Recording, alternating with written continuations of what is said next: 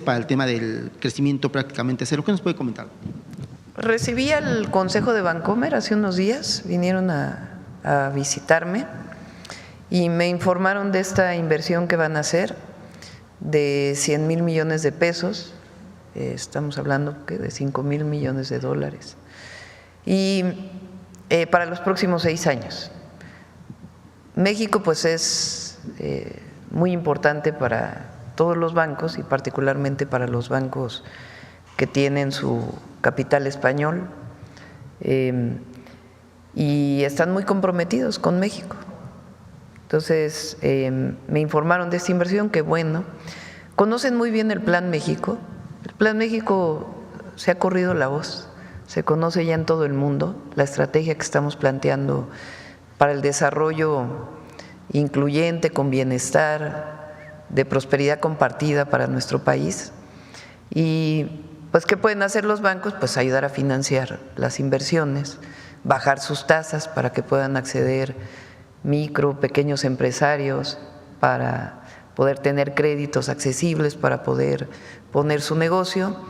Y están trabajando muy de cerca con el secretario de Hacienda para poder pues cumplir con todas estas expectativas. Entonces, qué bueno que haya esta inversión y confianza en nuestro país. Y así va a ser.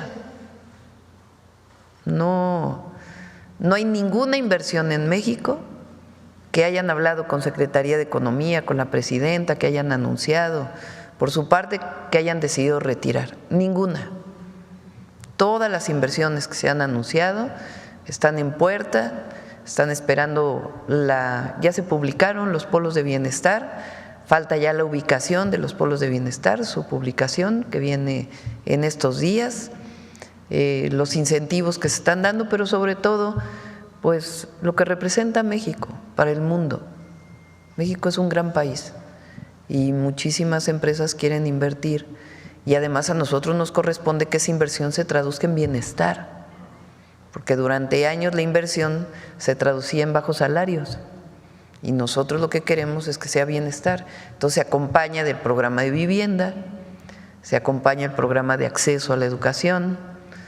Entonces por eso es un programa integral de inversión, pero acompañado del bienestar para todo el pueblo de México.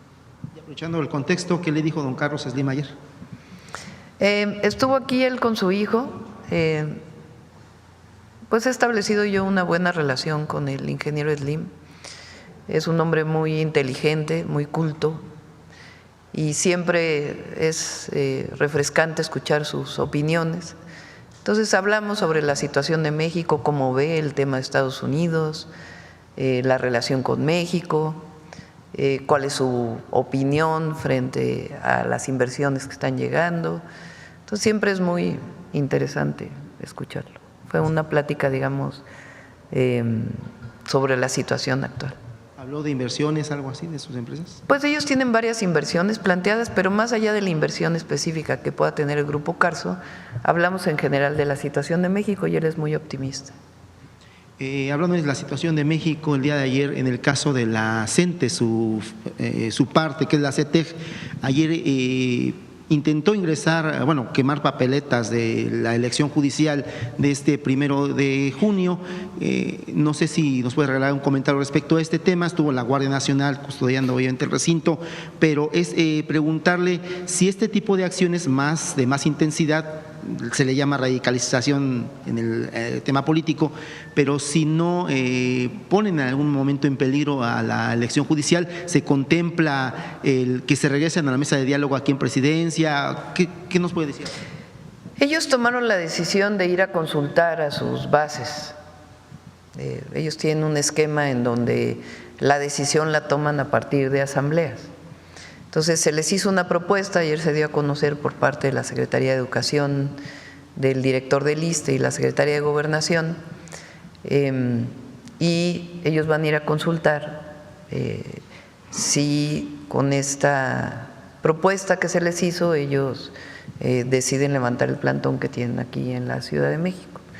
Y nosotros hemos hecho muchos planteamientos desde hace tiempo para cada estado de la República. Mario Delgado ha estado pues prácticamente en todas las entidades de la República hablando de la característica de cada uno pues de la educación en cada estado. Lo he platicado aquí, muchos de los maestros están federalizados, es decir, tienen una nómina federal a través de la cual se destina el recurso a los estados y los estados pagan a los maestros. Pero hay una nómina estatal en la mayoría de los estados de la República. Y el gobierno federal ayuda a muchos estados a que se pueda cumplir también esa nómina estatal. Y en cada entidad de la República, las y los maestros pues tienen sus solicitudes, en particular en Oaxaca, en Chiapas. Mario ha estado atendiendo pues las solicitudes que se tienen por parte de los maestros de la coordinadora, desde hace ya semanas, no es de ahora. Entonces, ellos lo que plantean pues es que ya se aterricen en estos acuerdos en los estados. Entonces, bueno, vamos a esperar esta consulta que tienen con las maestras y los maestros, insistir que en lo que podamos hacer que esté en las posibilidades reales del gobierno federal para apoyar a las maestras y a los maestros. Ya la educación pública lo vamos a hacer, es nuestra concepción, es nuestra convicción.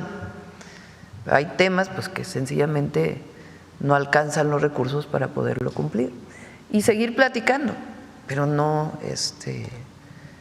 bajo una condición en donde pues hay estas manifestaciones, ¿no? Entonces vamos a esperar a ver qué resulta entre hoy y mañana.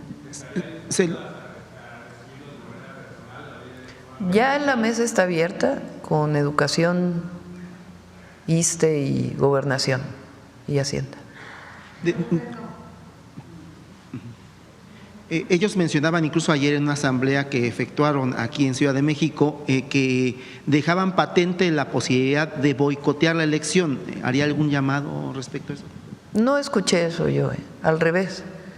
Cuando nosotros dijimos que cómo era posible que tomaran el INE y que tenía que ver la elección al Poder Judicial con las demandas del magisterio, que si eso significaba que estaban juntándose con todos aquellos que estaban en contra de la elección al Poder Judicial, ellos manifestaron públicamente que no iban a boicotear la elección del domingo. Entonces, no sé a qué te refieras con la… Sí, es que ayer se le hizo la pregunta por parte de una compañera en uno de los mítines aquí en Reforma, en el que le mencionaba a la compañera, ¿siguen con el tema o están dispuestos a radicalizar sus acciones o a boicotear la elección judicial? Hablaba, si no mal recuerdo, el secretario de la sección de Chiapas, que fue el que dio la respuesta, dejando abierta la posibilidad, pero nunca concretó, nada más dejó abierta la posibilidad de… Pues, esperemos que no, porque pues estarían actuando contra la libertad del pueblo de México para poder decidir el Poder Judicial. Entonces, esperemos que no y que consulten esta propuesta, que la verdad es un esfuerzo extraordinario que se está haciendo. Y lo estamos haciendo porque creemos en los maestros y en las maestras, creemos en la educación pública. Lo que no nos parece pues es estos actos violentos y la afectación que están haciendo en la Ciudad de México cuando hay diálogo. O sea, se entendería que estuvieran presionando si no hubiera diálogo, si estuviéramos cerrados, pero cuando hay una mesa de diálogo abierta, pues ¿por qué tienen que estar bajo estas circunstancias? Pero bueno, vamos a esperar a ver qué ocurre el día de hoy, el día de mañana, y ya pues el domingo yo estoy segura que va a haber una participación muy importante del pueblo de México en la elección al Poder Judicial y que se va a ver la participación, una elección pacífica. Va a ser un gran día para México. Es a casi un año, a un día de un año de la elección del 2024. Aprovechando eso, esa va a ser mi última pregunta, pero ya aprovechando que sacó el tema de lo de la elección, a un año de que ganó la elección presidencial, ¿cuál ha sido su decisión más difícil que le ha tocado tomar, doctora? Pues todos los días uno toma decisiones, la verdad. Mientras esas decisiones tengan que ver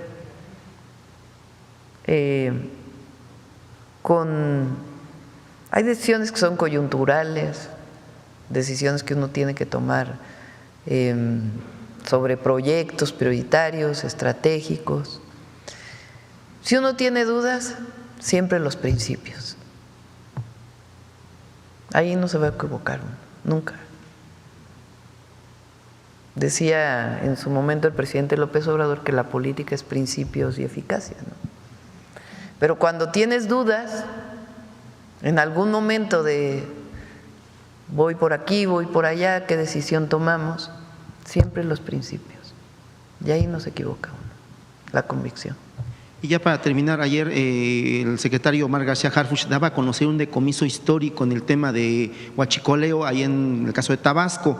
Yo que recuerde, nunca se había dado un decomiso como tal, en un lugar que parece que era de almacenaje, pero también, según redes sociales, tendría alguna relación con el caso de huachicoleo hacia Estados Unidos, la venta de básicamente lo que es combustibles en Texas. Incluso ayer se daba a conocer parte de una familia que está involucrada en ese tema, de que ellos pedían no ser exculpados, sino entrar a juicio. No recuerdo el nombre de la familia, pero sí nos puede comentar qué se dijo el día de hoy en la reunión de seguridad respecto a este tema, y también si nos puede precisar algo del tema de Estados Unidos, si es que tiene alguna opinión al respecto. Estamos haciendo un trabajo en el Gabinete de Seguridad con todas las instituciones y también el área de logística de Pemex y de seguridad de Pemex. Se está trabajando conjuntamente. Yo les decía el otro día que estamos trabajando en dos áreas. Una que es la legal, administrativa. Ya existe una plataforma y van a salir una serie de normas en donde ya se puede hacer una trazabilidad del combustible que se importa hasta el combustible que llega a la estación de servicio. Eso fue gracias a toda la modificación de leyes que hicimos en el sector energético, que fue la reversión de la reforma del 2013, que gracias a la mayoría calificada se pudo modificar la Constitución, y también pues todas las leyes de energía que nos permiten pues tener, entre otras cosas, además del fortalecimiento de Pemex y CFE, esta trazabilidad de los combustibles. Trazabilidad quiere decir que podemos ver en una plataforma automática cómo llegó el combustible y a dónde se trasladó hasta llegar a la estación de servicio. Eso es muy bueno porque los permisos de importación, porque recuerden que puede tener permiso de importación un privado, no solo Pemex. Los permisos de importación, pues ahora se sabe a dónde van. Y se está fortaleciendo esa plataforma. Y eso lleva información que nos da pistas si hay fugas, si hay huachicol. Eso por un lado. Por otro lado, el trabajo que hace la Guardia Nacional en la defensa, que ha sido también muy importante, de revisión de tanques en las carreteras, de investigación también para poder saber en dónde hay este almacenamiento. Está trabajando aduanas de manera muy importante y además logística de Pemex, que sabe pues cómo llega el combustible y dónde está faltando. Entonces, toda esta investigación nos está llevando a varios aseguramientos que ha habido de combustible, pero esto lleva a una investigación de inteligencia para saber dónde está esa red de huachicol. Con el presidente López Obrador disminuyó muchísimo el huachicol de la picada de ductos y una revisión muy intensa que se hizo. Y cuando nosotros llegamos, pues nos dimos cuenta que había esta otra parte, ¿verdad?, de importación, imagínense, hay una cantidad de comercializadoras que no están vinculadas con uno o con otro, que una parte la hizo la anterior administración y ahora pues nosotros estamos investigando todavía más. Cuando tengamos ya pues toda la red, evidentemente la investigación no se puede abrir mucho más, pues ya se estará informando. Pero sí fue un muy buen aseguramiento este que se hizo. Y hay alguna relación con esto que tú planteas, pero pues ya depende. No quisiera abrir más y ya que en su momento el Gabinete de Seguridad pueda informar. Contra la familia Jensen en Estados Unidos por Lo que nos pidan de información y si nosotros podemos ayudar. colaborar. Sí. Gracias, doctor. Acá. Gracias, Citlali Guerrero, de Bajo Palabra. Buenos días, presidenta. Bueno, en estos momentos en Acapulco se vive una tensión política, administrativa, legal entre el municipio de Acapulco, y la Auditoría del Estado, ya que le requirió a la presidenta de Acapulco información de unas obras de recursos federal. Y la presidenta declaró que preguntó a la Auditoría Superior de la Federación si era competencia del Estado, si podría entregar esta información, a lo que le respondió que únicamente ellos están facultados para auditar recursos federales y de hacerlo estaría incurriendo en alguna falta. Sin embargo, la Fiscalía del Estado ha dado vista a la Fiscalía Anticorrupción para ejercer acción penal contra la presidenta de Acapulco. Y esto pues en el contexto de la sucesión del 2027. Preguntarle su opinión, presidente. Pues hay que dividir la parte política siempre, de en todo caso una falta administrativa o de uso de recursos públicos, porque puede tener implicaciones políticas, pero no se puede hablar de que por razones políticas se hace esto.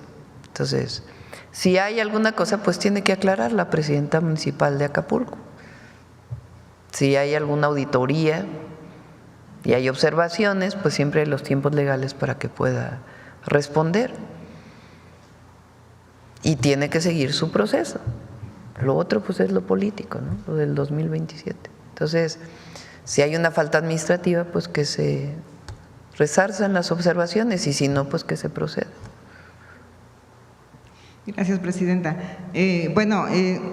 Como usted sabe, en caso de que el impuesto de 3.5% a las remesas de nuestros paisanos se apruebe, pues estaría afectando principalmente a los estados de Guerrero, Michoacán, Guanajuato, donde en algunas microrregiones pues basan su economía, ¿no?, en estos recursos que envían los mexicanos que viven en Estados Unidos y que desde luego pues sí tendría un impacto fundamental. O sea, preguntarle si su gobierno ha diseñado o esté diseñando algún plan especial para atenuar los efectos en caso de que se apruebe, ¿no?, estas Primero lo primero.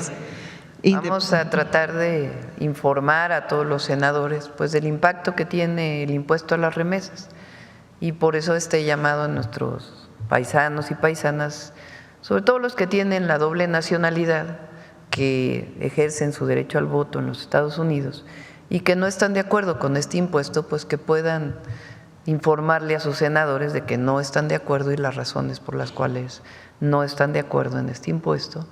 Y nosotros desde aquí también, los senadores se van la próxima semana para poder hablar con los senadores de allá, expresar su opinión de todos los partidos políticos, no solamente de Morena o de nuestro movimiento, sino de todos los partidos políticos. Van a dar los argumentos y nosotros también, a través del Departamento de Estado y el canciller, pues la información que se tiene que dar de que no estamos de acuerdo el gobierno de México con el impuesto a las remesas. Entonces vamos a ese proceso y si llegara a aprobarse ya veríamos la otra parte. Que sepan los paisanos y las paisanas y el pueblo de México que su gobierno está para apoyarlos siempre y que si estamos en contra del impuesto a las remesas es porque afectan a los más pobres del país y afectan a nuestros paisanos y paisanas allá. Que los mexicanos y mexicanas allá ya pagan impuestos y que es injusto que paguen doble. Y además hay un convenio firmado en 1992 que dice que no se debe duplicar el impuesto. Ya existe ese convenio entre México y Estados Unidos. Entonces, esto estaría por encima de ese convenio. Entonces, nosotros vamos a seguir difundiendo nuestra posición, haciendo nuestro trabajo y siempre vamos a apoyar al pueblo de México, no lo vamos a dejar solo nunca, pero vamos primero a lo primero. Pero en caso de que sí se apruebe, si tiene Vamos plan B primero a lo para primero. eso. Okay. Bueno, Presidenta, la semana pasada pues se dieron las primeras lluvias y el primer huracán en Guerrero, en Acapulco huracán particularmente. No, fue lluvia tropical, no llegó a huracán. Creo que fue categoría 1 y pasó por 500. Y bueno, y tanto el subsecretario de Turismo, Sebastián Ramírez, como la presidenta, pues han estado haciendo un llamado a que no tiren basura en los canales pluviales, ¿no? Justamente para evitar daños, ¿no? Para unas posibles lluvias más fuertes. Pero bueno, los acapulqueños, pues tienen un estrés postraumático, ¿no? Tienen un trauma de que ven lluvia o escuchan tantito viento y pues tienen el temor, ¿no? De que un tercer huracán pues los afecte igual que el Otis y que el John. Preguntarle, Presidenta, si usted tiene un mensaje particular, pues sobre todo para la cuestión emocional y trauma y temor que tienen los acapulqueños, pues ya empezó la temporada de lluvias. Pues vamos a trabajar. Por supuesto que frente a un fenómeno meteorológico, pues lo único que nosotros tenemos es la prevención de la población, la información temprana y la prevención. Y en eso pues trabaja muy bien la Coordinadora de Protección Civil y el trabajo que hacemos con el Estado de Guerrero. Y pues aquí hay en la Ciudad de México se toca madera siempre, mucha prevención y mucho trabajo que se ha hecho para la prevención en el caso de sismos, y allá pues hay que seguir trabajando en la prevención para el caso de huracanes. Este año Rosaura está trabajando en un programa muy importante con distintos institutos de investigación científica y la Marina. Hay mucha información particularmente de Estados Unidos, se tiene mucho instrumentación en el Golfo, porque los huracanes que llegan del Golfo, los fenómenos meteorológicos del Golfo impactan más a Estados Unidos, a Florida y a todo el este de los Estados Unidos. En el caso del Pacífico, los huracanes o los fenómenos meteorológicos que vienen del Pacífico impactan poco a los Estados Unidos. Sí hay casos, pero impactan menos. Entonces Estados Unidos tiene tan instrumentado a través de la NOAA el Pacífico. Entonces nosotros, con Rosaura como proyecto, vamos a instrumentar el Pacífico para poder tener información con tiempo para poder prevenir. Primero para los dos temas, para prevenir y para que haya mucho más estudios científicos en México sobre los fenómenos meteorológicos del Pacífico. Entonces está trabajando con instituciones como el CICESE de Ensenada, por ejemplo, con universidades, la Marina está participando en este proceso y están diseñando las boyas, dónde tienen que ser ubicadas, varios temas que nos permitan, pues en unos años, porque esto no es de un día a otro, poder tener más instrumentación y poder pues hacer mucho más labores de prevención y de investigación científica que nos puedan dar más información pues del fenómeno general del cambio climático y de los impactos que puedan tener estos huracanes en el Pacífico. Gracias, Presidente. Sí.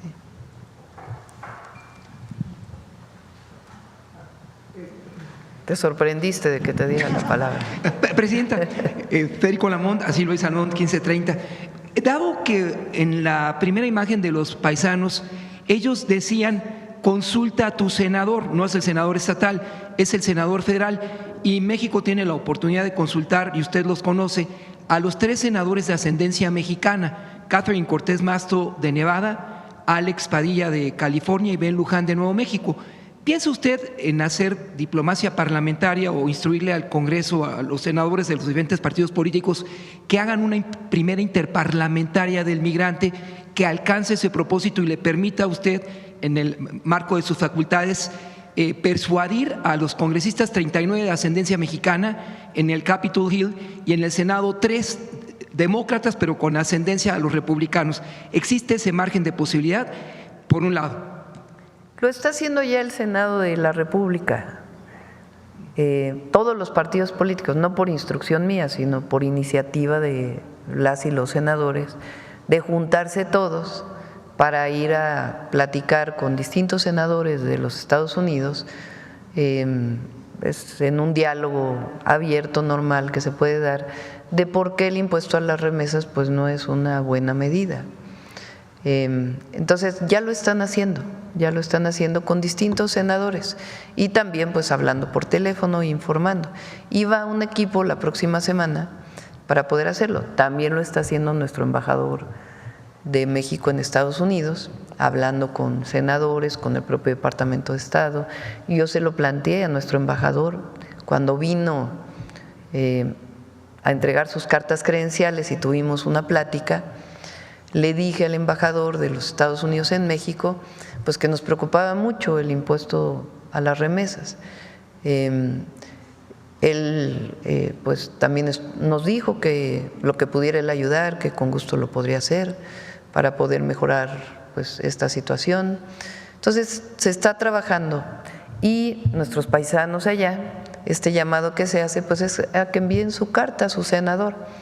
Entonces, si son estadounidenses, muchos tienen, recuerden que la mayoría ya de los 39 millones o 40 millones de mexicanas y mexicanos que viven en Estados Unidos tienen doble nacionalidad, la mayoría. Muchos de ellos son nietos de migrantes, o sea, ya son tercera generación. Ya nacieron, sus padres ya nacieron en Estados Unidos y ellos ya nacieron en Estados Unidos, pero han elegido también tener la nacionalidad mexicana, entonces tienen doble nacionalidad. Y ellas y ellos pues votan en Estados Unidos, entonces ellos pues están haciendo esta campaña para que le escriban a los senadores para decirles no estamos de acuerdo con el impuesto a las remesas. La segunda pregunta sería para el maestro Diego Prieto. A propósito, maestro, de los esfuerzos que realizó la doctora Gutiérrez Müller cuando en el marco del 5º centenario de la conquista viajó a Italia y Francia para solicitar en condición de préstamo algunas piezas arqueológicas para ese importante año de México. ¿Por qué no, en lugar de préstamo, por qué no solicitar y dar continuidad a ese trabajo, maestro, pidiendo al gobierno de Francia y pidiendo al gobierno de Italia como al de Austria el regreso, a pesar de la dificultad, del penacho de Moctezuma? Adelante. Sí, muy buenos días. Miren, en estricto sentido no se puede pedir prestado lo que es nuestro. Si un libro es mío, pues no te lo pido prestado. En todo caso, pues que me lo devuelvas o que me lo dejes ver. Lo que ocurrió en el año 2021 es que en principio los países saben que todo elemento del patrimonio mexicano queremos que nos lo regresen, pero tampoco vamos a estar generando conflictos con países que son nuestros hermanos, nuestros amigos, por todo. Entonces, en el 21 se optó por crear una figura que ya está en el reglamento de la Ley Federal sobre Monumentos, que se llama traslado temporal. Con la autorización del presidente, en este caso de la presidenta, se puede solicitar que un bien del patrimonio mexicano, en tanto se logra su recuperación definitiva, se pueda trasladar temporalmente con fines de difusión, con fines académicos, con fines de investigación y regresar. Y en el 21 vinieron varias piezas de Francia, de Italia, de Estados Unidos, de Alemania, que se trasladaron temporalmente. Algunas no logramos ni siquiera que se nos autorizara el traslado temporal porque las leyes de los países pues son complejas. Sin embargo, pues también en ese momento se solicitó la devolución de este patrimonio, no se logró en todos los casos, en otros se logró el traslado temporal y hace poco la presidenta y José Alfonso Suárez del Real platicaban cómo se ha reactivado una solicitud que ahora hacen suya diputados de Francia y algunas otras instancias amigas en Francia para recuperar 2 códices, de los cuales habló perfectamente José Alfonso, que es el Códice Borbónico y el Códice Azcatitlán. En este caso esperamos que prosperen estas relaciones. El propio presidente Macron ha sido favorable a analizar este caso y siendo en el caso del códice un bien que pertenece a la Asamblea Nacional de Francia, pues tendrán la última palabra los diputados y diputadas de ese país. Sobre el penacho de Moctezuma hubo una petición expresa de devolución. Estuvo la doctora Gutiérrez Müller con las autoridades de ese museo y ellos se negaron. Ellos aducen como argumento para su no devolución el que el traslado puede afectarlo, y efectivamente puede afectarlo. Sin embargo, sería interesante que en principio accedieran a su devolución y luego vemos si se traslada, no se traslada, si le afecta, no le afecta, como lo que ocurrió con el panel Maya que pudimos recuperar en Chicago. Es nuestro ya.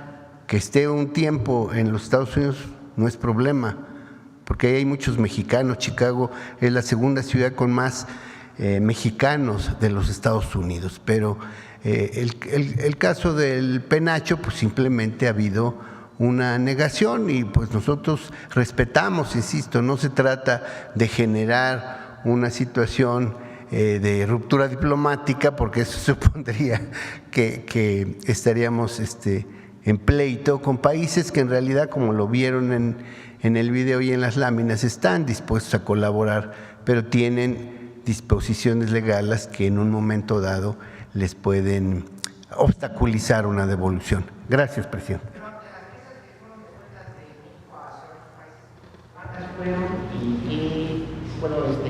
¿Qué fue?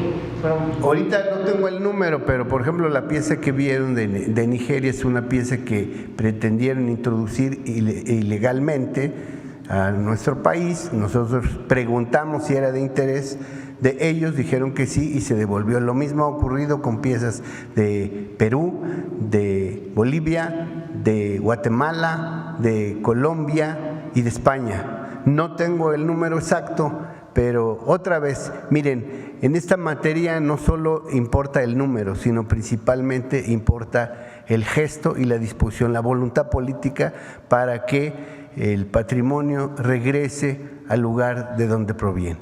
Gracias.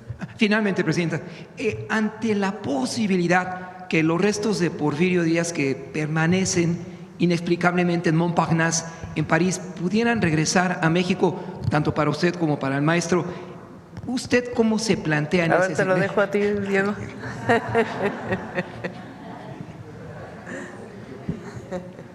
Que conteste el científico. Bueno, yo cuando era muchacho había una canción que decía que ya no estaban en Francia los restos de don Porfirio para criticar las actitudes y políticas antipopulares de los gobiernos del PRI y después del PAN. Yo creo que los primeros restos que no deben volver son los que hablan del autoritarismo, la dictadura, la represión. Esos nunca. Y la otra cuestión, pues yo creo que no es algo que importe pues al Estado mexicano, no es algo que el pueblo esté deseando. Algunos sectores pues pueden pensar que es un mexicano y que podría estar en este país, pero yo considero que pues ahí están bien. Don Porfirio decidió irse a Francia, murió ahí, pues que permanezca en paz, ahí descanse en paz y sobre todo que no regrese el porfirismo, porque desgraciadamente regresó el porfirismo a finales del siglo XX y apenas estamos superando ese neoporfirismo que mucho daño nos causó. Gracias.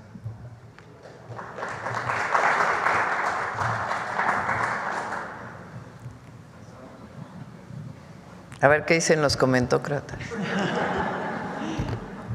Presidenta, buenos días. Soy Teremora Guillén, corresponsal del Canal de las Noticias, que se transmite en el estado de Chihuahua y Juárez y en los municipios fronterizos de Mexicali y Tijuana. Presidenta, una vez concretado el nombramiento de Sergio Salomón como titular del Instituto Nacional de Migración, ¿se tiene contemplado, en base a un gobierno humanista como el que usted encabeza, fortalecer la formación en materia de derechos humanos para el personal del instituto? Ya vendrá pronto a informarles. Se va a fortalecer el Instituto Nacional de Migración en sus varias tareas que tiene. Ya lo había yo comentado aquí en la mañanera. El instituto tiene evidentemente la tarea de migración, pero, por ejemplo, tiene un área que determina la calidad migratoria de las personas extranjeras que están en México. Tiene un área que tiene que ver con migración en puertos, aeropuertos, en aduanas transfronterizas, en puntos de migración permanentes para turistas, etcétera. Entonces tiene diversas tareas y tiene también la tarea, pues, de la migración no documentada, digamos, de personas que no tienen documentos en México, que también pues hay una posición humanista en todos los casos. Entonces estamos viendo cómo fortalecer y cómo dividir las tareas y fortalecerlas, cada una de ellas. Y ya lo vamos a informar pronto, pero está haciendo muy buen trabajo, Sergio. Muy bien, Presidenta. ¿Cuál sería su plan para atender la crisis migratoria en la frontera norte, garantizando los derechos humanos de los migrantes y la seguridad de las comunidades fronterizas? ¿Cuál crisis migratoria? Bueno, han llegado desde hace tiempo de otras naciones, ¿no? Como de Haití. Sí, pero no hay crisis migratoria. Muy bien. Lo que hay ha disminuido mucho el número de personas de otros países que cruzan por México para llegar a la frontera norte. A ver si está por ahí la gráfica. En diciembre del 2023 fue uno de los números más altos que se tuvo. Es que ese no es desde el 2023, a ver si se tiene por ahí, desde diciembre. Pero bueno, dejando esta y luego a ver si tienen la otra. Del 2023, diciembre del 2023, más o menos antes de que llegara el presidente Trump, disminuyó muchísimo la migración o la llegada de migrantes a la frontera norte de nuestro país, por varias acciones que se desarrollaron. En su momento fue Alicia Bárcenas, que era secretaria de Relaciones Exteriores, quien coordinaba este trabajo. Esto tuvo que ver con hablar con los países amigos de los lugares en donde estaban migrando las personas, tuvo que ver con una acción que se tuvo entonces con el presidente Biden para que la solicitud de asilo se hiciera en la frontera sur de nuestro país a través de una aplicación y que no se hiciera de manera física cuando se llegaba a la frontera norte, sino que en la frontera sur se les diera una cita y después ya pudieran ir las personas migrantes de otros países a través de recorridos seguros hasta llegar a lugares fronterizos que ya estaban determinados. Entonces bajó mucho la migración en la frontera norte. Y además pues se atendía a los migrantes de distintos lugares en nuestro país. Cuando llega el presidente Trump, quita esa aplicación, se llamaba CBP One. Si ustedes recuerdan, el 20 de enero dice, ya no hay derecho de asilo en Estados Unidos. Más allá de nuestra opinión sobre ese tema, lo cierto es que las personas pues dejaron de llegar a la frontera norte porque ya no tenían esa cita que tenían a través de su aplicación. Entonces, a partir de la llegada del presidente Trump, pues disminuye todavía más. Entonces, de 13,000 personas que llegaban a la frontera norte en diciembre del 2023, hoy están llegando a encuentros de alrededor de 419 personas. Es el número más bajo que ha habido desde hace, pues quizá de la historia de la relación fronteriza. Entonces no podemos hablar de crisis migratoria. Las personas que vienen de otros países que quieren quedarse en México, pues hay esquemas a través del Instituto Nacional de Migración, en donde incluso pues hay esquemas de empleo que se tienen con distintas empresas en México y valora migración si tienen posibilidad de asilo en México o no. En la mayoría de los casos, su interés real es llegar a Estados Unidos. Cuando vieron que disminuyó esa posibilidad, pues disminuyó también muchísimo la migración de personas de otros países desde la frontera sur. También tiene que ver con materia migratoria esta pregunta. En materia migratoria, pareciera que las acciones que emprendió el presidente Donald Trump generaron mayores expectativas en cuanto al número de indocumentados que serían deportados a nuestro país. ¿Qué resultados han dado las acciones que desde el mes de febrero instrumentaron la Secretaría de Gobernación y el INAMI?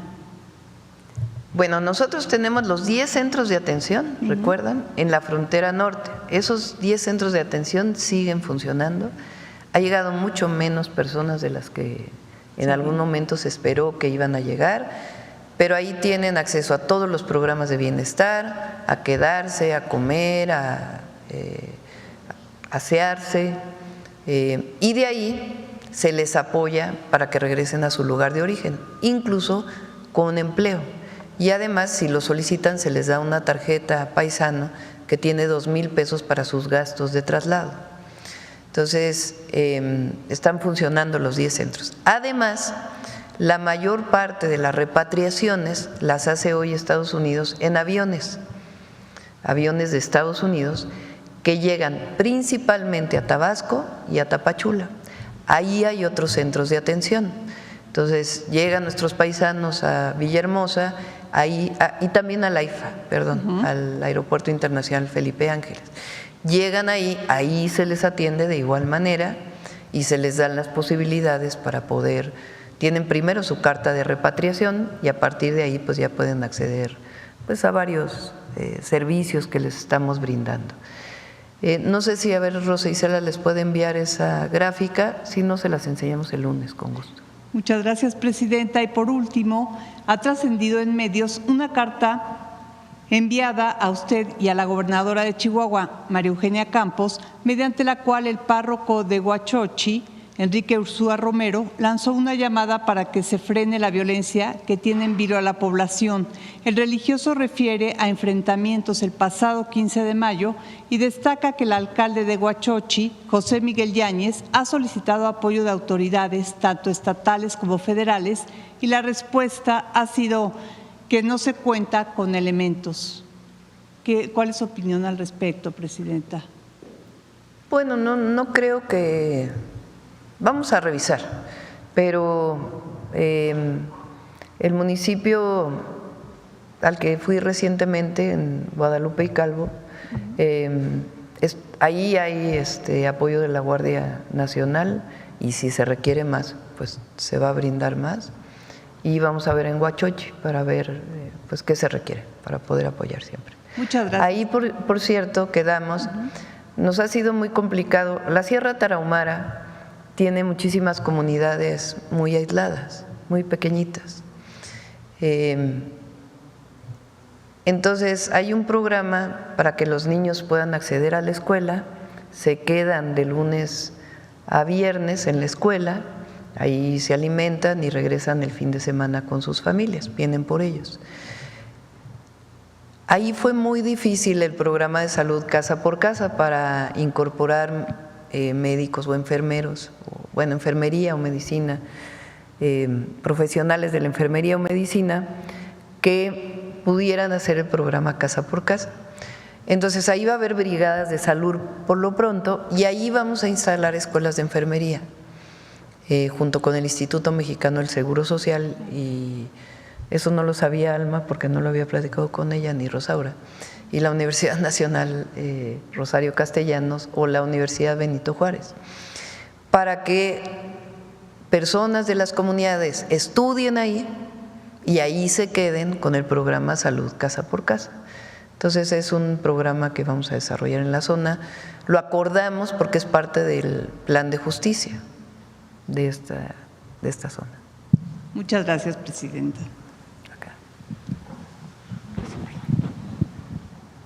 Presidenta, buenos días. Canal del Congreso, Elizabeth Robles. Primero, preguntarle acerca de esta recuperación de bienes históricos, si de alguna forma tiene relación con la reforma que se aprobó el sexenio pasado para elevar las sanciones a quien trafique piezas de México a otros países. Sí, ¿quieres comentar?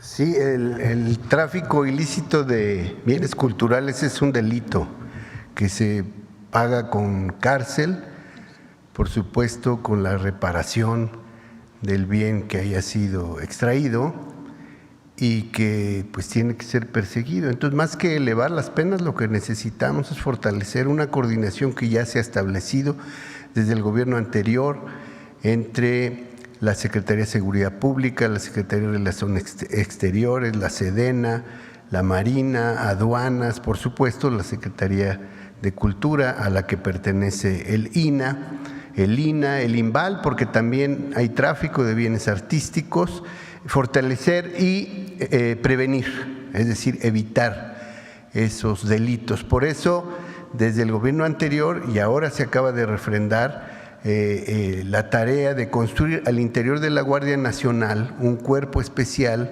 para el combate a los delitos relacionados con el patrimonio cultural, que puede ser tráfico, puede ser destrucción, puede ser excavación arqueológica clandestina, puede ser destrucción de monumento histórico. Entonces, todos esos son delitos que ya están tipificados en la ley. Lo que pasa, pues, es que anteriormente, y lo vimos en el cuadro, pues el INA sí se movía, pero un tanto cuanto solo.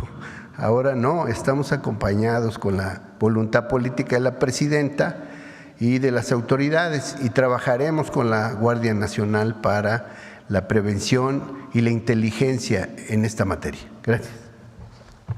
Presidenta, en otro tema, luego del anuncio de ayer sobre este decreto para impulsar a la industria farmacéutica, Presidenta, ¿vería con buenos ojos que se fortaleciera esta medida a través de una reforma legislativa? Ayer se hablaba en Cámara de Diputados sobre evaluar un asunto a largo plazo a través de una reforma. Podría incorporarse a la Ley Nacional de Salud, es una posibilidad, pero creemos que con el decreto pues es suficiente porque tiene que ver con el esquema de las licitaciones, cómo se harían. Hace mucho tiempo había en la ley un capítulo que se llamaba requisito de planta. Cuando se quita el requisito de planta en la época de Calderón, el PIB de la industria farmacéutica cae muchísimo. En aquel momento se decía que el requisito de planta se había quitado por tema del tratado y que no podía no podía obligarse a las empresas a que tuvieran una planta en México para poder comprarles medicamento. El requisito de planta quería decir que si tú le compras a una empresa, es que no sé si decir, por ejemplo, Bayer, tiene muchos medicamentos, le vas a comprar un medicamento, pues tiene que tener una planta en México, aunque no fabrique en particular ese medicamento que tú estás comprando, pero que tiene que fabricar medicamentos en México. Eso era el requisito de planta. Entonces, nosotros lo que decidimos es que la próxima licitación, y en ese sentido viene el decreto, va a tener puntos, va a tener prioridad a aquella empresa que tenga una planta en México, una inversión en México. Y se va a calificar la licitación a partir de estos puntos, para no entrar al tema de la obligatoriedad o no, sino sencillamente de la calificación de la licitación. Entonces, así va a ser, el decreto sale y la próxima licitación, pues ya saben, desde ahora las empresas nacionales o extranjeras que si quieren participar en la licitación de medicamentos, pues deben de tener al menos una inversión en nuestro país. Y estamos seguros porque ya se están dando. Y con esto pues va a crecer mucho más la inversión de empresas nacionales y extranjeras para la fabricación de medicamentos y las posibles alianzas que se puedan hacer con Birmex. Sí, por supuesto, ese es el objetivo. Ya por lo menos no tienen los precios de traslado y además se fabrica aquí. ¿O es optativo? Se va a calificar con puntos y un punto, eso está en la ley de adquisiciones, pues tendrán puntos mejores quienes tengan la planta aquí. Presidenta, se han hablado ya de que hay 22 temas que entrarían en el periodo extraordinario que inicia previsiblemente a partir del 9 de junio. Preguntarle cuáles serían las prioridades desde el Ejecutivo sobre estos temas que se van a presentar en el Congreso y si se incluiría esta reforma para trasladar las atribuciones del Coneval, ¿qué parámetros se incluirían para la medición de la pobreza? Lo tiene que decidir el INEGI, o sea, se mantiene en una institución fuera de la Secretaría de Bienestar la evaluación de la pobreza. De hecho, la evaluación de la pobreza como fundamento tiene la encuesta nacional ingreso-gasto de los hogares que hace el INEGI. Ahora el INEGI pues va a hacer el análisis de que hacía el Coneval. Entonces eso tiene que pasar por ley y es una de las leyes que se está pensando que se apruebe en el periodo extraordinario. Entre otras, también hay muchas leyes de la Guardia Nacional derivado de que hoy la Guardia Nacional es parte de la Secretaría de la Defensa Nacional. Hay leyes que tienen que ver con seguridad, que quedaron en el Senado y que todavía se estaban discutiendo. Hay leyes que tienen que ver con la segunda parte de la reforma al Poder Judicial para hacer los plazos más expeditos, para que realmente la justicia pues no tenga estos plazos de 10, 15 años para resolver un problema, sino que sea mucho más expedita, que ya viene en la reforma al Poder Judicial, solamente que tendrían que modificarse las leyes secundarias. Telecomunicaciones, la ley del organismo antimonopolio, todas estas leyes. Correcto. Son 22. 22. Y ya para finalizar, Presidenta, ayer en el Senado de la República se recibió a una delegación de la Organización de Estados Americanos, de la OEA, que van a participar como observadores de la elección del domingo. Yo quisiera preguntarle qué se espera de esta misión y en qué punto está el Gobierno de México en la relación con la OEA. Bueno, ese es un tema ya muy amplio. Ya la podemos tocar en otra ocasión.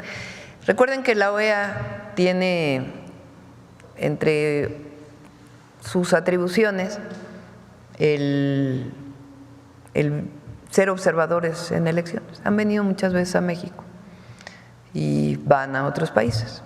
Y en esta ocasión el INE pues solicitó la presencia de esta observación, de estos grupos de observadores. Lo recibió el canciller, también lo recibió el Senado y pues van a estar observando la elección y yo pienso que va a ser una elección muy buena, libre y además histórica. Gracias, Presidenta. Sí. Acá. Qué gusto saludar a la Presidenta Ramón Ramírez Gutiérrez de Noticieros El Reloj. Sin llegar al debate, Presidenta, solamente recordarle que nuestro paisano oaxaqueño Porfirio Díaz fue el soldado de la patria, como lo llamó Benito Juárez. Un día debatimos sobre eso, para que se quedó aquí la opinión de Diego, que es…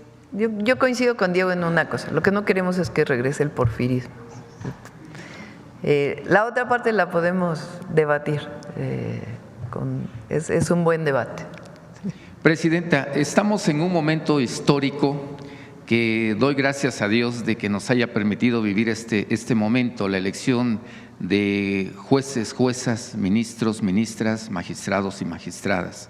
He tenido la oportunidad, junto con un abogado indígena, Heriberto Jiménez, de entrevistar a múltiples candidatos, conocerlos cuando menos a la cara, cuando eran irreconocibles para toda la nación.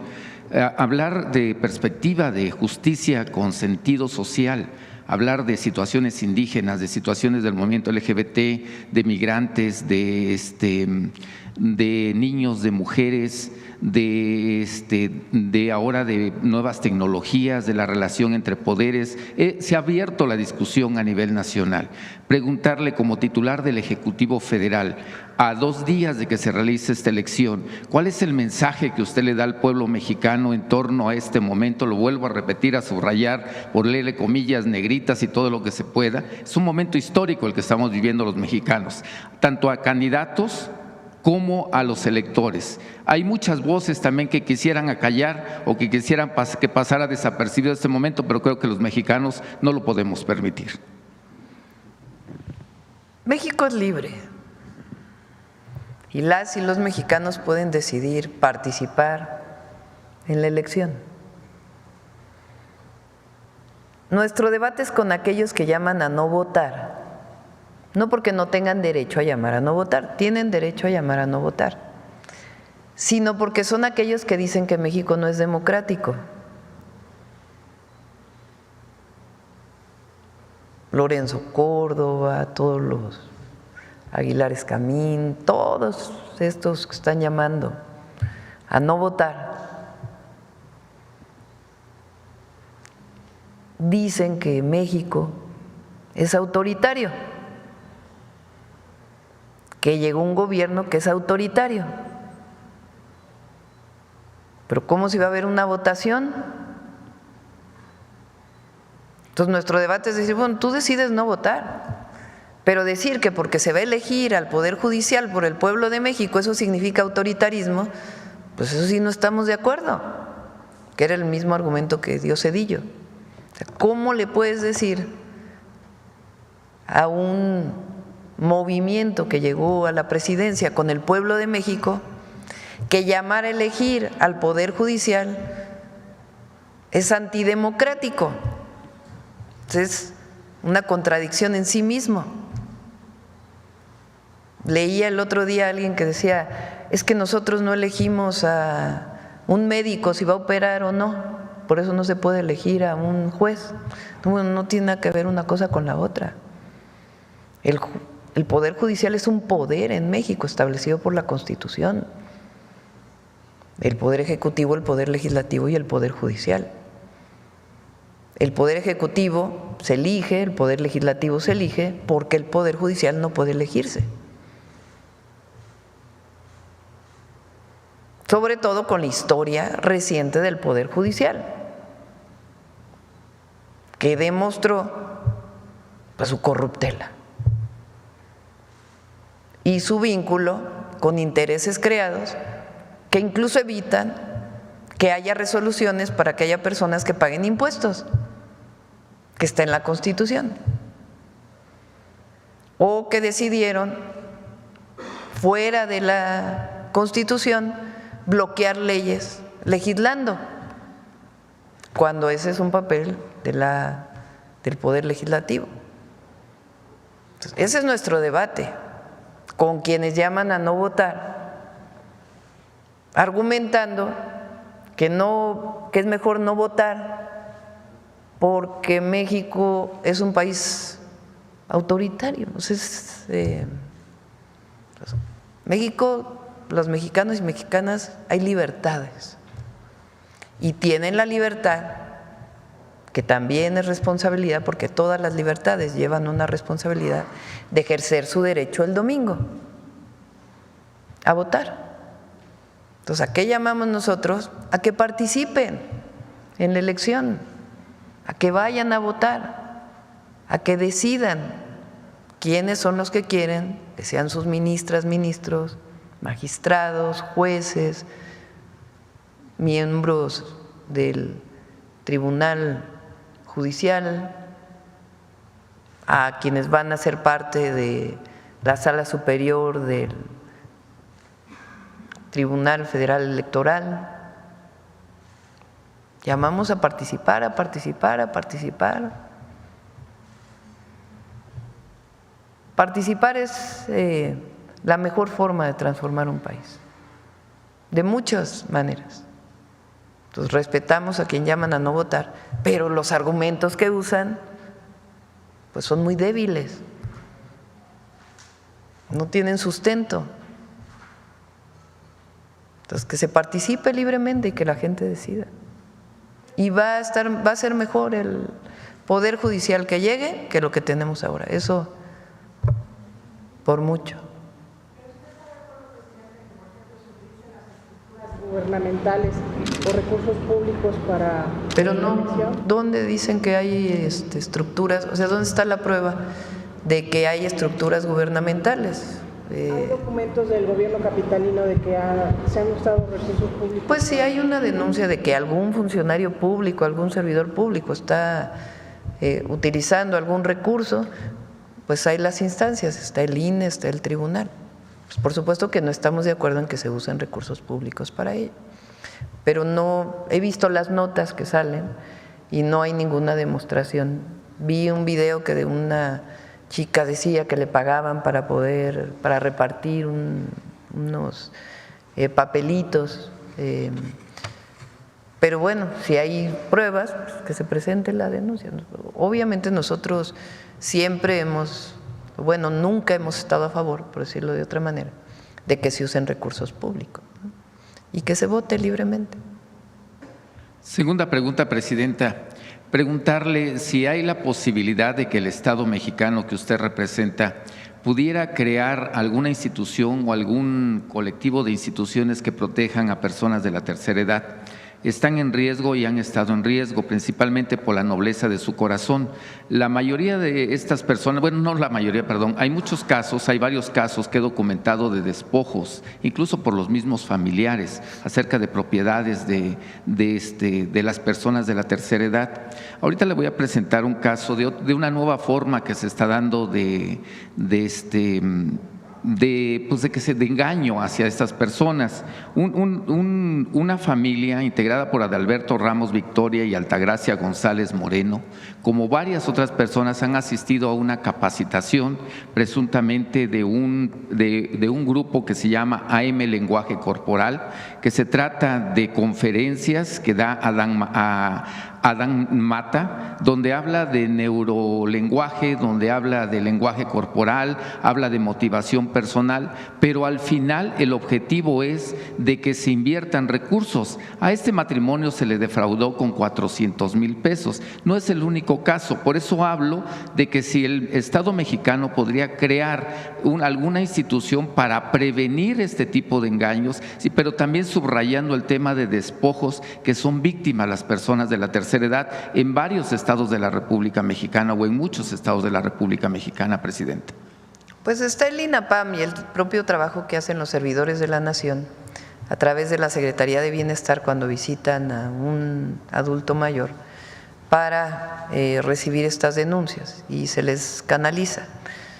Entonces puede usar el número de bienestar y de todas maneras recogemos esta solicitud que nos haces. Otra situación, Presidenta. A ver si tienen el número de bienestar. Otro de los grupos, de los sectores, siempre traigo situaciones que denuncia el pueblo de México o que quiere manifestarle. Otra situación en riesgo, están aproximadamente, se habla de 600,000 niños que no tienen acta de nacimiento. ¿A qué me refiero? A niños que nacieron en Estados Unidos y que están en México buscando este documento tan esencial para cualquier mexicano. ¿Cuál es el tema o qué le está obstaculizando? El tema de la apostilla. A pesar de que ya hay una reforma del 2024 del Senado de la República Mexicana donde elimina este requisito de la apostilla, porque antes se pedía un certificado, bueno, se sigue pidiendo este certificado con apostilla. Esto significa que los migrantes tienen que regresar a Estados Unidos a ponerle la apostilla a su documento para que les pueda dar la nación mexicana el reconocimiento que son ciudadanos mexicanos. Esta reforma, aunque ya está aprobada por el Senado, no se ha implementado. Si pudiera el Estado mexicano que usted representa agilizar esto para que ya se pueda implementar esta reforma y estos cerca de 600,000 niños que nacieron en Estados Unidos y que vinieron a México. Así es. Así es. Sí, ya se eliminó ese requisito y hay que trabajar con los registros civiles. La agencia digital está muy de cerca ahora, aparte de CONAPO y RENAPO, para poder hacer todo esto, pero no deberían de estarle solicitando. Le repito, ojalá ya se pueda eliminar este requisito, que ya está además aprobado por el Senado, pero que no se ha implementado. Lo revisamos. Y ya por último, Presidenta, pues pedirle que si usted le tiene algún mensaje de forma directa al maestro, a la maestra, obviamente, particularmente de Oaxaca. Han sufrido muchas situaciones históricas que usted, yo sé que las conoce, las ha vivido. Por ejemplo, hay escuelas donde está un maestro atendiendo 6 grados, hay una maestra todavía que llega con el niño en la espalda, tiene que caminar 3, 4 horas para llegar a su escuela, y pues ha habido muchas situaciones históricas que tal vez el día de hoy pues se están manifestando. Bueno, la demanda no tiene que ver con eso. O sea, la solicitud que están haciendo pues es la derogación de la ley del ISSSTE del 2007. De hecho, Mario Delgado estuvo con Salomón Jara y miembros de la sección sindical de Oaxaca, pues hablando de muchos temas. Por ejemplo, este año dimos un apoyo especial para los uniformes de todos los niños y niñas de Oaxaca. En su beca de Rita Cetina les llegó un apoyo adicional para uniformes y se les dio tarjetas a todos los niños y niñas, a sus familiares, para útiles y uniformes escolares, para Oaxaca. Este año se están comprando computadoras para todas las escuelas de Oaxaca. Se está haciendo un trabajo muy importante para poder colocar internet en todas las escuelas de Oaxaca. Se ha hablado con ellos de que ahí donde hacen falta plazas, pues evidentemente vamos a apoyar, porque no puede haber escuelas sin maestros. Entonces, eso ha sido un diálogo permanente desde que llegamos al gobierno, y fue con el presidente López Obrador y ahora con nosotros. Pero la demanda que están pidiendo ahora, pues es la derogación del 2007. Y ahí lo que hemos dicho es, con el Fondo de Pensiones para el Bienestar, se recuperan las pensiones de las y los maestros. Eso es lo que hemos dicho. Entonces, en muchos sentidos, se echó para atrás la reforma del 2007 con el Fondo de Pensiones para el Bienestar, porque en el monto de las pensiones ya se van a poder retirar con el monto de su salario, igual a su pensión, si es que ganan el salario medio del IMSS o menos. Entonces, porque una cosa es una cosa y otra cosa es otra cosa. Gracias, Presidenta. Buenos días. Olga Ojeda Lajud, corresponsal del periódico Imagen de Veracruz y Diario del Istmo.